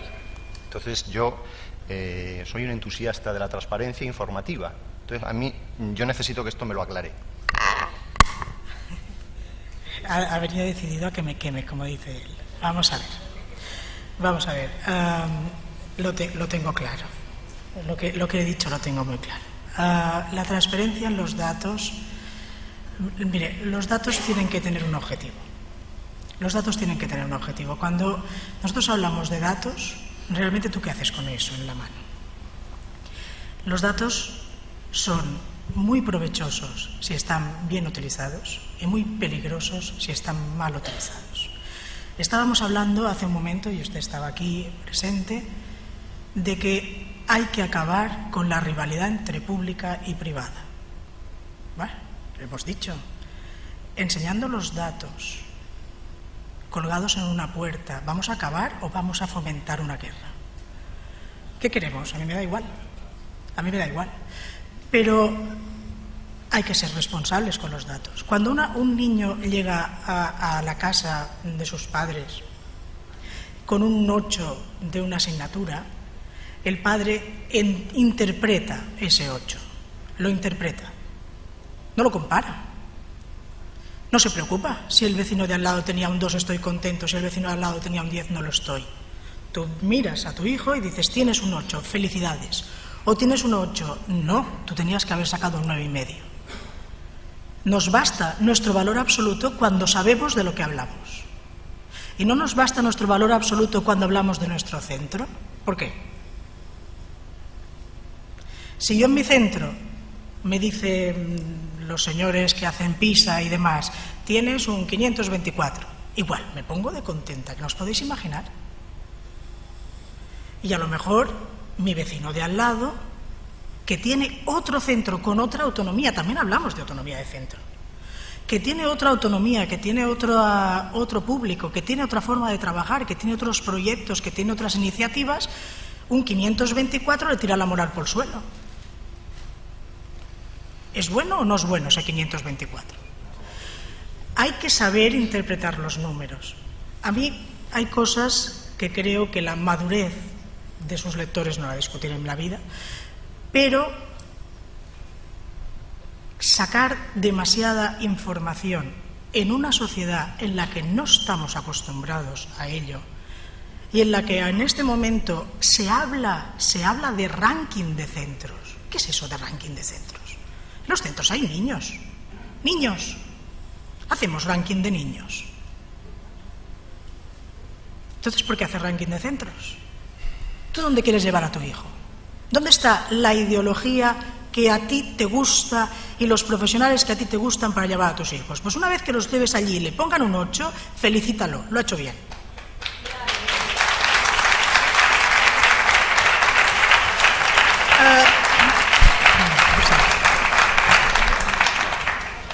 No estoy de acuerdo en absoluto, pero no podemos atascar. Hay gente, a veces se confunde resolver un problema con destruir un problema. Y me da la sensación de lo que se quiere es, al final, ocultar información. Facilitar información nunca es... Y lo más importante es que esos resultados las familias los demandan. Quieren esos resultados, quieren esa información. Esto sí que puedo dar fe de ello, pero bueno. ¿Quieres? Una lanza sí. de Mercedes, creo que tiene completamente la razón. Nosotros aplicamos esa situación y entiendo que debe de ser así, porque un enfrentamiento entre centros no es una cosa que nos lleve a nada. Realmente lo ha explicado genial. Es realmente en el centro el que tiene que saber cómo lo está haciendo y en comparación con la situación media, con la situación general. Con eso es suficiente para que haya un aliciente, haya un intento de superación por parte del centro para llegar a cotas mejores referentes a una media, pero no en comparación unos con otros. Eso yo entiendo sinceramente que es verdad que puede llegar a perjudicar. Perfecto. Bueno, pues pasamos preguntas al público. A ver, pido por favor que sea una pregunta, no una exposición. Es decir, que sea una pregunta, porque si no...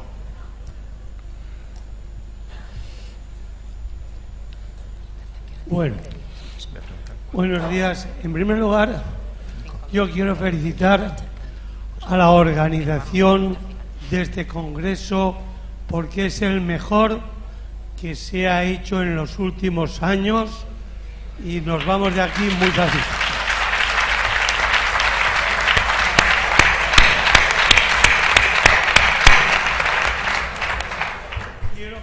felicitar a los moderadores, porque ya era hora que tuviéramos unos moderadores profesionales adecuados que han sacado a todos los representantes de las comunidades todo lo que nosotros deseamos escuchar. Y felicitar, por supuesto, a la valentía de todos ustedes por exponer con tanta claridad sus puntos de vista.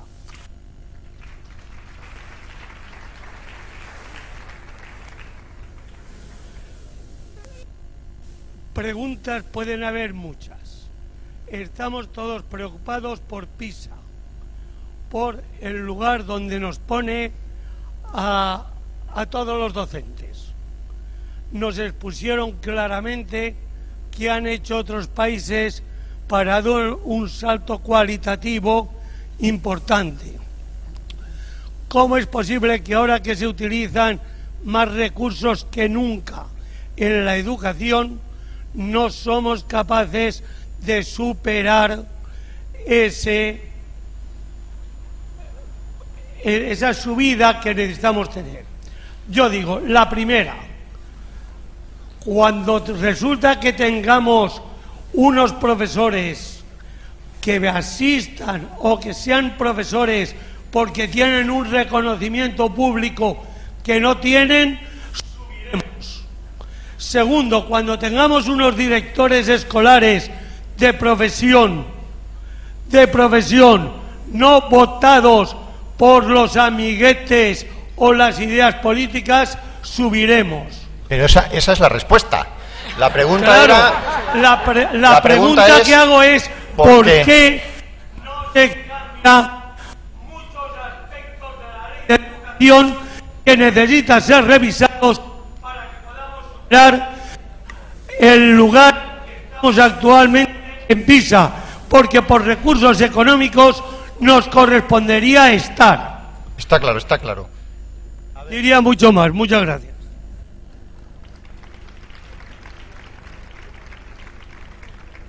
¿Quién contesta?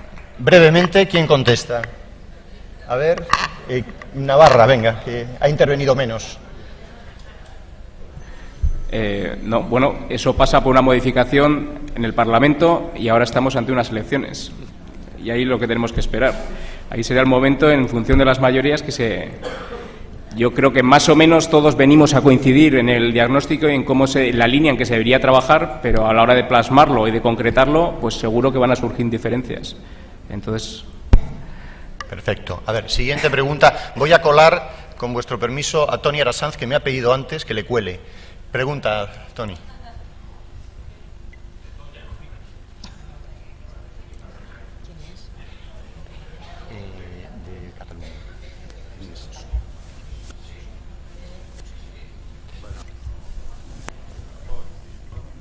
¿Funciona o no? Sí. Funciona. Breve, Toni, por favor. Procuraré ser breve, José María, pero eso es a tradición porque yo estaba ahora distraído pensando en otras cosas. Pero de lo que habían acabado de preguntar, yo os voy a pedir una cosa a toda la mesa. Voy a hablar ahora como profesor universitario. Como las personas a veces tenemos dos sombreros, el mío está ahora también en el ámbito de la política, pero voy a ir al ámbito de la universidad.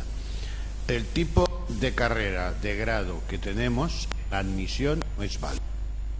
Deben ustedes presionar desde las comunidades autónomas, de todas ellas, al Ministerio para que cambie la estructura del acceso. Le voy a poner un ejemplo. En todos los estudios estamos diciendo que el profesor es básico, que el acceso a los estudios y a la profesión tendrían que ser gente, el número uno, los mejores. Entonces hacemos una entrada a la universidad en el grado de magisterio abierta a cualquier persona, y un ejemplo directo, Universidad Autónoma de Barcelona, 600 plazas de alumno de primero. Bien, vamos a cambiar. ¿Ahora se oye también? Bien. 600 alumnos pueden ingresar en primero. El 85% de este año vienen del ámbito de los ciclos formativos de grado superior de la formación profesional. No me estoy metiendo con la formación profesional, pero es que, señores, no son de infantil ni de actividades deportivas, que sería lo lógico, sino que vienen del ámbito de la mecánica, de cualquier ámbito, y llegan a magisterio. Y cuando empiezas a dar la clase y te enfrentas con ellos y solo preguntas, la razón es llegar al funcionariado, no al magisterio. Por lo tanto, una de dos, y una acción que yo les propongo a todas las comunidades autónomas es que presionen a través de los consejos interuniversitarios que hagan el favor de volver, de rebajar, primero, el número de plazas de magisterio de las universidades, de las facultades de educación. Solo en Cataluña tenemos, cada año salen 3.000 nuevos profesores. Ahí no está lo más selecto. No empecemos a pedir cosas que sabemos que podemos cambiar y no cambiamos. Esto no es dinero, esto no es... Recursos los tenemos, como ya lo han dicho. Por lo tanto, ánimo en este terreno, porque creo que va directo a la profesión de profesor desde primero, que esa es la razón de las facultades de educación, no tener alumnos solamente, sino formar buenos profesionales. Nada más. Perfecto.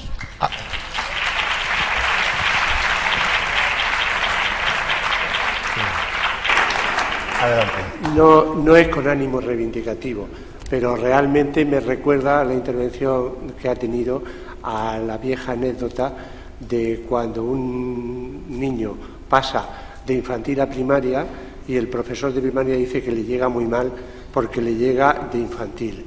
El de bachiller, el de eso dice que viene muy mal y cuando se llega a la universidad dice que es de eso de donde viene mal o de los ciclos. Realmente yo entiendo que puede haber algo de verdad en la situación, pero también pienso que de la universidad tendrían que salir los que tengan que salir en condiciones.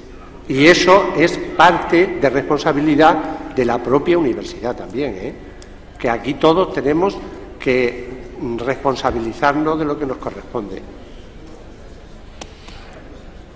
Dice que no está de acuerdo. A ver, ¿alguna pregunta más? Dos cuestiones más breves. Una cuestión más breve, me dice el presidente. A ver, ¿alguien se anima con alguna cuestión más? Allí al fondo a la derecha.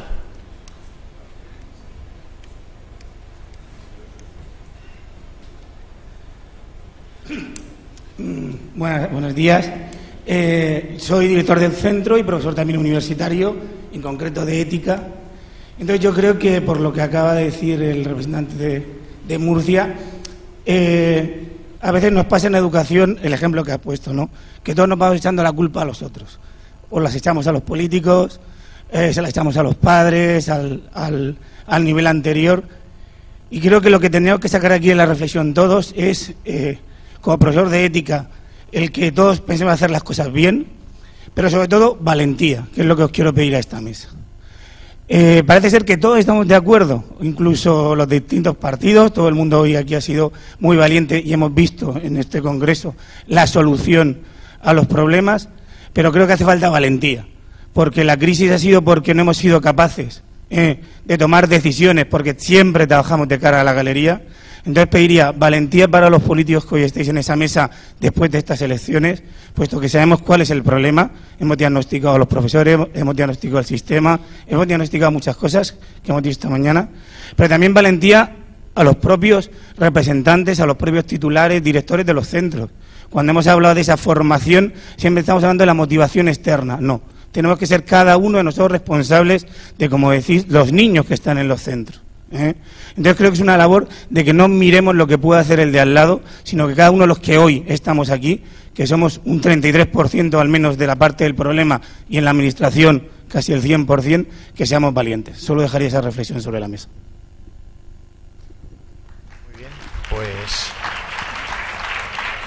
yo creo que con este llamamiento a la valentía podemos cerrar, que es un buen cierre, para que los políticos que nos representan aquí presentes, pues realmente sean valientes. Yo quiero felicitar a la organización del Congreso, porque realmente uno que tiene oportunidad de pasearse por muchos congresos y seminarios y jornadas, tener esta mesa de representantes de administraciones no es normal. Es decir, tener una mesa donde se pueda debatir sobre los problemas y donde haya representantes de distintas administraciones, yo creo que este es un formato que realmente lo tiene patentado CC y va muy bien, con lo cual nada. felicidades. Y a todos, pues muchas gracias por su atención.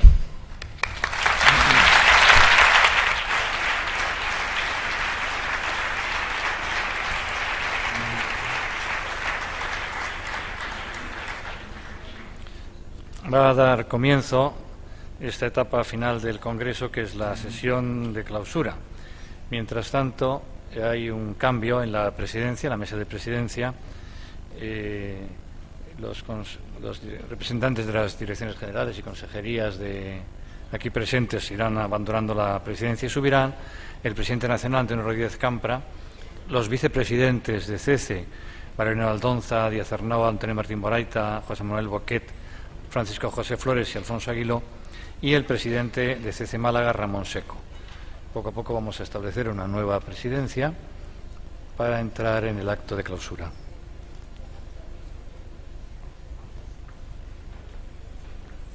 Vete subiendo, Valeriano.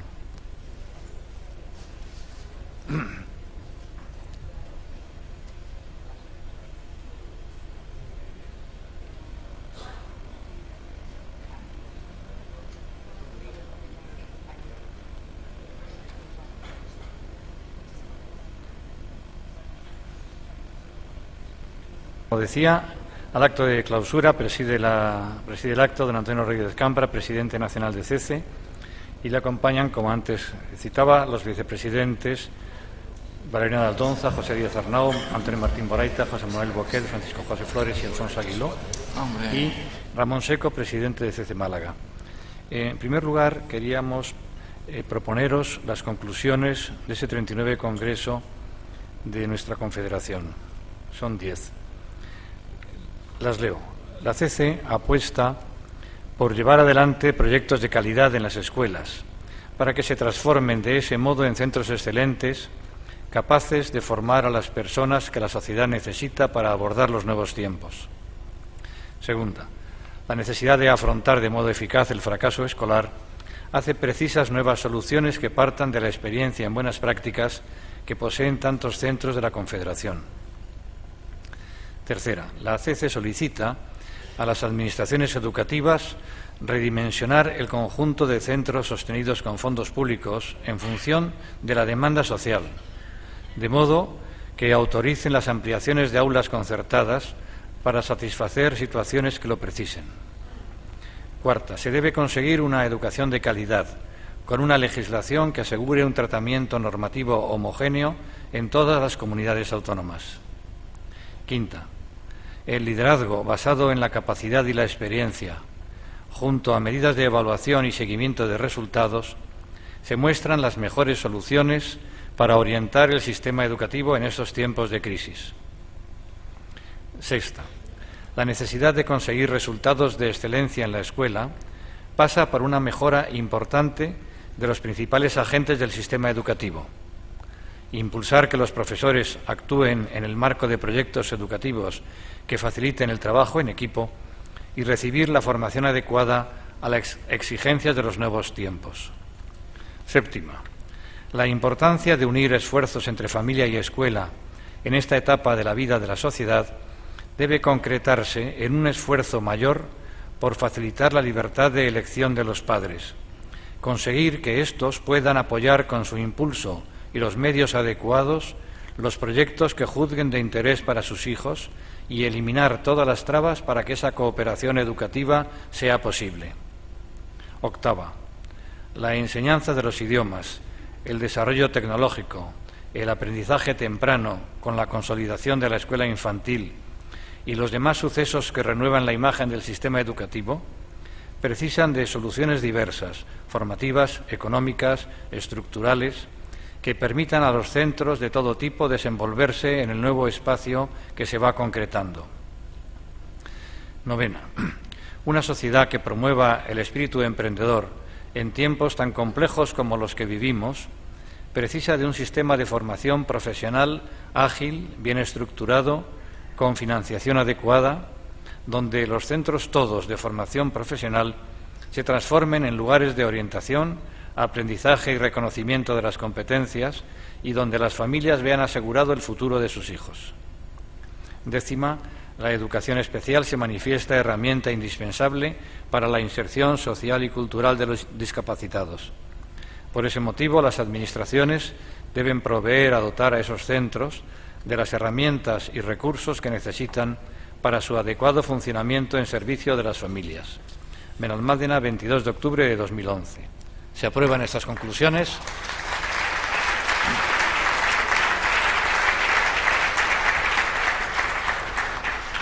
Las colgaremos inmediatamente en la web del Congreso para que toda la sociedad y vosotros en primer lugar las tengáis. Comienza el acto. Quedan aprobadas por aclamación las conclusiones del 39º Congreso de la Enseñanza Privada. En el acto de clausura tiene la palabra don Ramón Seco, presidente de CC Málaga. Buenos días a todos, buenas tardes. Hace unos momentos intentaba escribir unas líneas para esta clausura del 39º Congreso. La verdad es que solo me sale una palabra. La he repetido varias veces en diferentes tipos de letra y siempre la misma. La palabra es agradecimiento. Nuestro agradecimiento es tan total, profundo y extenso que no soy capaz de parcelarlo para distribuirlo. Por lo tanto, os lo envío todo y entero a cada uno de los que me estáis escuchando. La familia de CC Málaga está completamente segura de que este congreso nos servirá a todos para lograr unos centros excelentes. Y también estamos convencidos de que la convivencia que hemos tenido estos días habrá servido, sin duda, para estrechar nuestros lazos de amistad y de unión. Hasta siempre.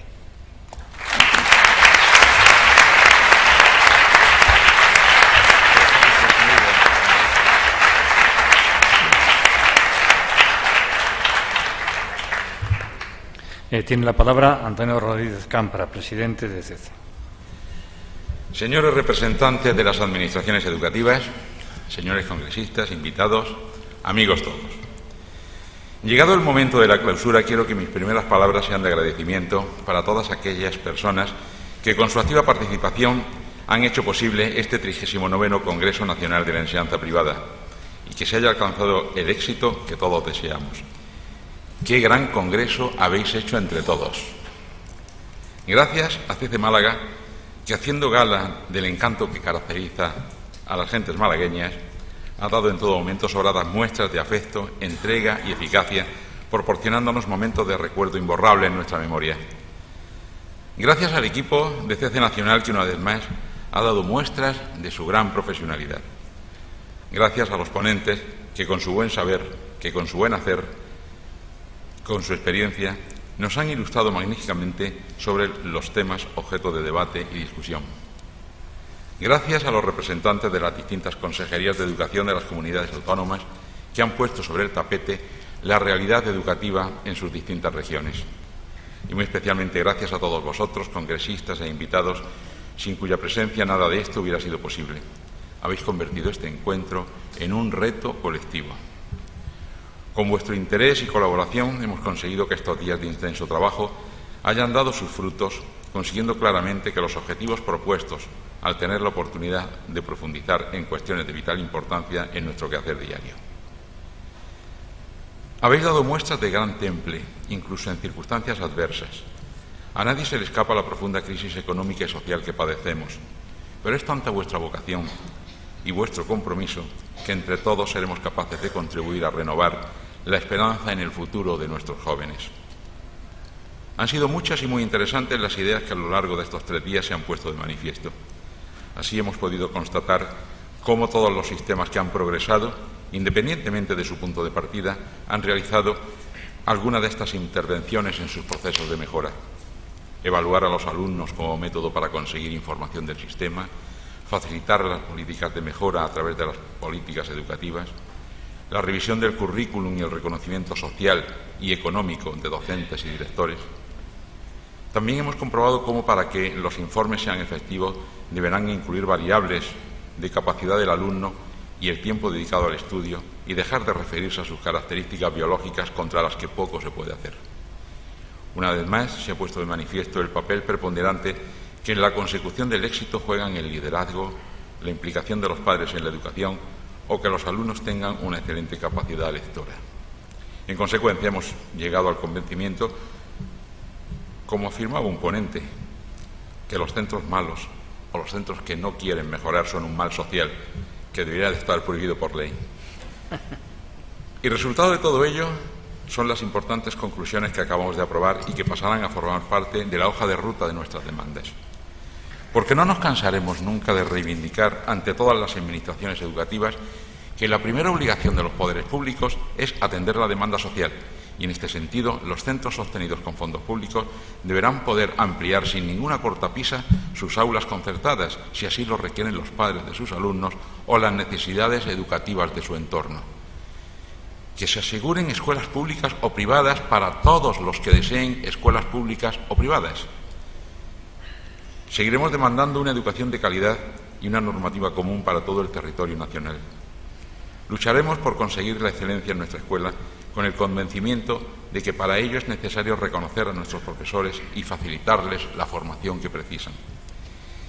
Y no cejará nuestro empeño hasta conseguir la libertad de elección de centro, pues sólo así seremos capaces de que la familia se sienta parte activa de la escuela y se implique, tal y como el proceso educativo de sus hijos necesita. Con demasiada frecuencia hemos visto cómo la facultad que tienen algunas administraciones, las administraciones todas, de programar la enseñanza, esta facultad que las leyes reconocen a los gobiernos central y autonómico, ha sido con mucha frecuencia utilizada para ir contra la libertad. En este sentido, seguiremos denunciando que una programación de la enseñanza que se haga de espaldas a la iniciativa social es una programación autoritaria, indigna de nuestro sistema democrático, y ese tipo de programación, al ir contra la libertad, va contra la calidad y es una de las causas del elevado fracaso escolar. Espero sinceramente que hayan disfrutado de este encuentro y que regresen a sus lugares de destino con la satisfacción del trabajo bien hecho y del deber cumplido. Muchísimas gracias y queda clausurado el 39º Congreso Nacional de CC.